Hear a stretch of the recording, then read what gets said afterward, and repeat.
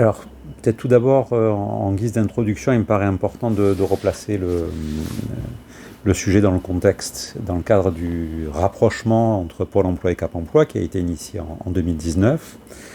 Les missions ont été réparties en fonction de spécificités des différents organismes. Les Cap emploi sont amenés, et les conseillers Cap emploi sont amenés aujourd'hui à intervenir spécifiquement sur l'amont de l'accompagnement, dans le cadre de l'accompagnement des demandeurs d'emploi en situation de handicap, à savoir tout le travail que l'on pourrait appeler de préparation, de reconstruction de projet. Alors il faut aussi rappeler que la grande majorité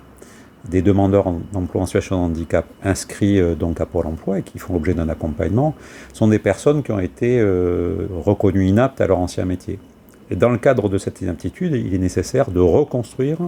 un projet professionnel qui soit complètement cohérent et compatible avec la nouvelle situation, et notamment la situation de santé de la personne.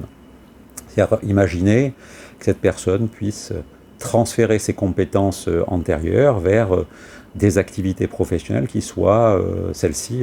compatibles avec l'état de santé, suite à l'inaptitude. Donc les conseillers Cap emploi sont amenés donc à traiter donc cette phase de construction de projet. Et dans les travaux qui ont été menés est apparue une notion qui était connue, même si elle n'était pas nommée auparavant, mais qui était complètement appropriée par les conseillers Cap emploi et qui a été appelée la notion du rétablissement. On se rend compte, dans les faits, que le frein majeur, parfois, lorsqu'on démarre un accompagnement avec une personne en situation de handicap, c'est l'acceptation de cette nouvelle situation. L'acceptation et l'accompagnement au passage d'un contexte de travail où la personne avait une expérience, une compétence, une reconnaissance professionnelle, à une situation nouvelle, suite à l'inaptitude, où elle doit reconstruire un projet, accepter cette situation, entre guillemets, dégradée, et l'amener à se projeter vers un nouveau métier. Et c'est souvent cette situation et cet accompagnement qu'on peut qualifier, entre guillemets, de psychologique, même si le terme est sûrement impropre, c'est sûrement cette situation qui est la plus complexe à mener. Et donc il nous est apparu indispensable de mener des recherches, de construire des dispositifs pour ajuster l'accompagnement qui serait amené à être mené par les conseillers Cap emploi et qui a été nommé donc rétablissement pour l'emploi. Le rétablissement, alors les définitions peuvent varier, mais le rétablissement, c'est donc, si on veut reprendre une définition que j'ai sous les yeux, c'est passer par l'acceptation donc d'une nouvelle donne liée à une perte d'autonomie ou la survenance d'un handicap.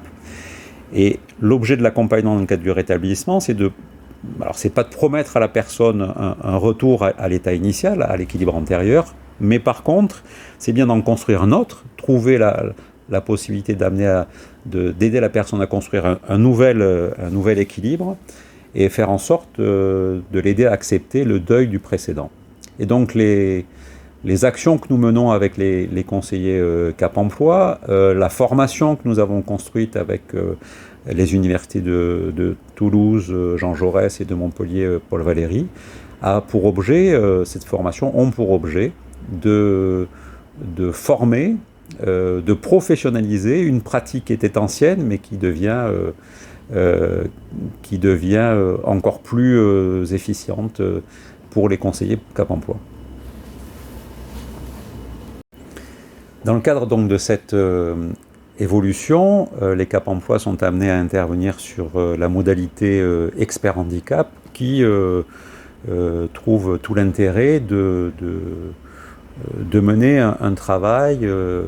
avec les demandeurs d'emploi en situation de handicap sur le rétablissement. Afin de professionnaliser, de spécialiser les conseillers Cap emploi d'Occitanie sur ce sujet, il nous est paru indispensable de se rapprocher d'experts sur le sujet. Et donc nous avons pris contact il y a près de 18 mois maintenant avec les universités Paul Valéry de Montpellier et l'université Jean Jaurès de Toulouse. Et nous avons construit pendant toutes ces semaines, pendant tous ces derniers mois, un module de formation qui avait pour objet, dans notre contexte particulier, qui est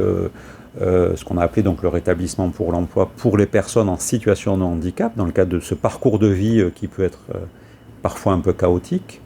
de construire un module avec ces universités qui a vocation à former, comme je disais, à professionnaliser encore les conseillers Cap Emploi qui interviennent sur cette modalité EXH qui a pour objet justement d'aider le demandeur d'emploi en situation de handicap à passer ce cap de cette notion de rétablissement. Ces travaux ont été menés donc sur les années 2021 et 2022 et ont trouvé leur aboutissement en juin 2022, puisque les 22 et 23 juin 2022, nous avons été amenés à réunir tous les conseillers Cap Emploi à l'Université Paul Valéry de Montpellier, 220 conseillers des 13 départements de l'Occitanie, pour les former, pour suivre un cursus de formation alternant des temps de formation en grand groupe, des temps de formation en plus petits groupes, des temps d'exercice, des temps de mise en situation, et permettre à tous ces conseillers de se doter d'un socle de compétences absolument indispensable et qu'ils peuvent réinvestir dans le cadre de leur activité professionnelle quotidienne auprès des demandeurs d'emploi en situation de handicap.